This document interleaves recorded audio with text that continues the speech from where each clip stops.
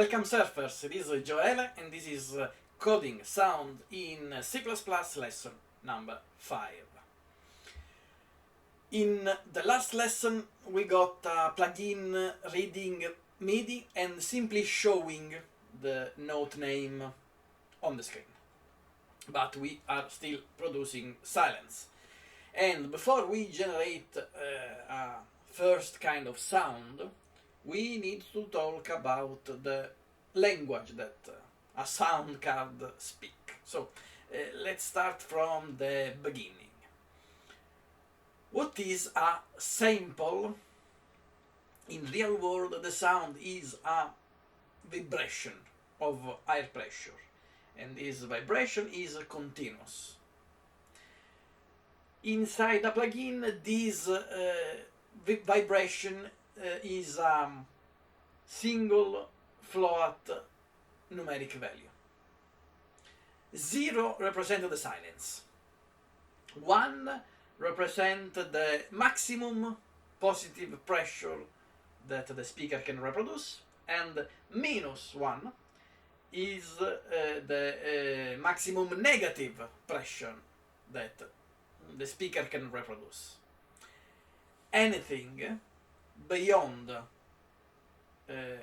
1 and -1 is clipping. Now, how many of these samples of these numbers the sound card expect? It depends. This is called the sample rate, and the standard for the music production is 44,100 Hz, meaning our plugin must produce 44,100 numbers, float numbers, every single second for each channel, left and right. The next very important concept is the block size, also called the buffer size, because the DAW does not ask your plugin for one sample at time, because this is inefficient, is impossible to do. Instead, it hands you an entire block of samples and says, fill this block before I come back. So, you already saw this concept in the lesson 3, because the process block receives a buffer, and you, for example, can call the get num samples function on the buffer to find out how many samples are in a specific buffer. The block size determines the latency of the system. At 44,100 Hz, with a block size of 128, each call to the process block function covers roughly 2.9 milliseconds of audio. So your code must finish all the work faster than 2.9 milliseconds. Now we can also talk about numeric types, because in audio programming you will encounter two kinds of numeric types: float, 32-bit, and double, 64-bit. The main difference, and the only difference between these two types, is the precision, because a float gives you roughly 7 significant decimal digits, and double give you 15. For the audio output buffer, use float, and float is good, it's fine. The rule to choose between the two numeric type is very simple. You must use double for any internal state that accumulates over time, because with accumulation the error become very big faster with a lower number of significant decimal digit. For the audio buffer, you simply choose the float because it's enough for the job. Now, the real problem this lesson is built to solve is the zipper noise problem. Imagine you have a gain knob that multiplies every sample by a value between 0 and 1. A gain knob. If you write a simple implementation and simply multiply the sample to the gain, it's work, but at the moment the user moves the knob, the values jump instantly, for example from 0.5 to 0.9, and every sample before the jump get multiplied by 0.5, and every sample after the jump get multiplied by 0.9. This discontinuity in the waveform is reproduced by the speaker as a click, an audible click, a ugly noise. So if the user play with the knob continuously, you get a rapid sequence of clicks, and this is the famous zipper noise. The solution is smoothing this value. Instead of jumping immediately to the new gain value, you glide toward it over a short period of time. Just give us a specific dedicated class to do this. The class is called smoothed value. Now, we can try to use a smoothed value to manage the gain during the execution of a white sound. First of all, we can go to the plugin processor. Inside the plugin processor, we need to add a new atomic value to show, to display in the graphic user interface the gain. Standard atomic, and in this case is a float. Current gain for display. Okay, and we can start, for example, from 0.5.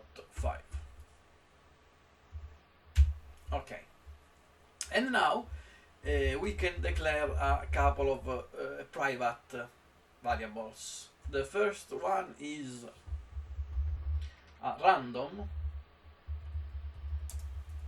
variable that we use to generate the white sound, and the second one is the smoothed value. So use smoothed value. Okay, in this case is a smoothed float, but we can smooth also other kind of values. And the type of smoothing that we need is linear. So value smoothing types linear. Okay, we can call this variable gain smoothed.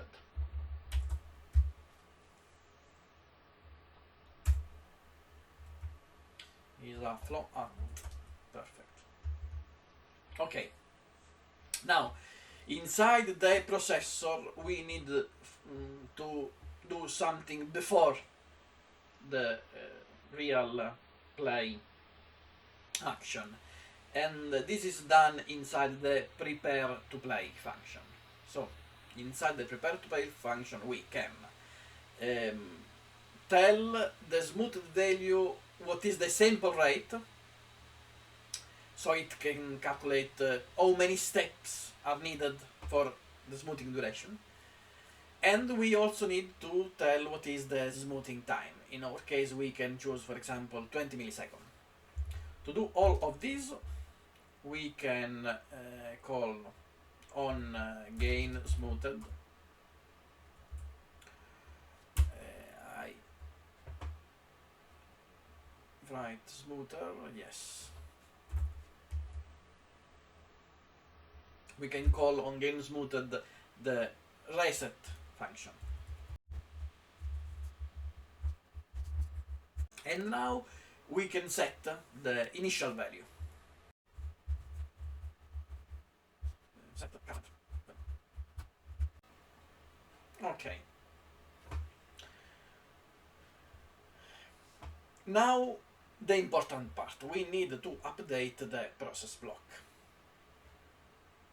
Inside the process block, we need step 1, generate a sound, and step 2, processing the gain with our smoothed value. Let's comment this part to clarity. This is the MIDI processing block, and this is the sound generation block, and we also need the gain processing block. To generate a sound, we simply, for each sample, if sample is lesser than the number of samples,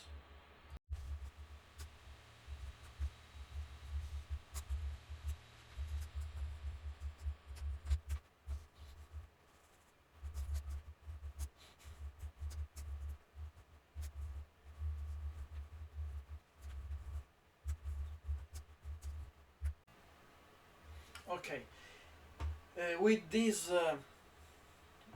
block of code we simply generate random float and turn this random float in a white noise.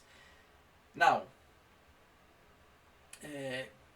we need to process the gain. In real life the gain value would come from a parameter, but for now we simply use a standard, a static float value, and to change the gain we simply change this value and recompile all the plugin. So our gain smoothed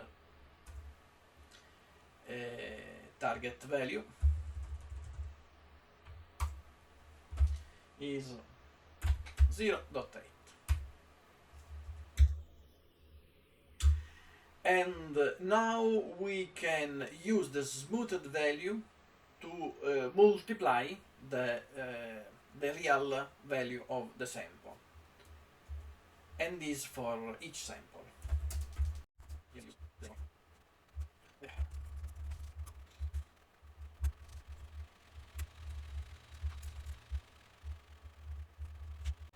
So here we get the smoothed value, and here we multiply our sample by the current smoothed value.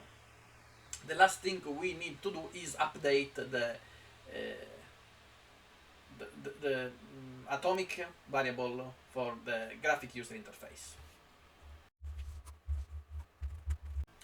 Let's update also the editor so we can see the gain value on the interface, and this is done inside the plugin editor source code. We need a gain here, and we can add something to our text.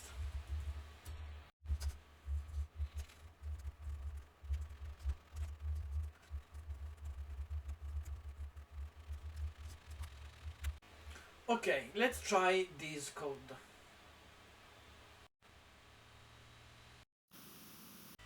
In the next lesson we connect this gain and several other parameters to the use audio processor value 3-state system. Is a modern way to manage plugin parameters, so they work with DAW automation, with DAW presets, with zero effort, and the graphic user interface work with all this automation at the same time. I will see you there for the next lesson.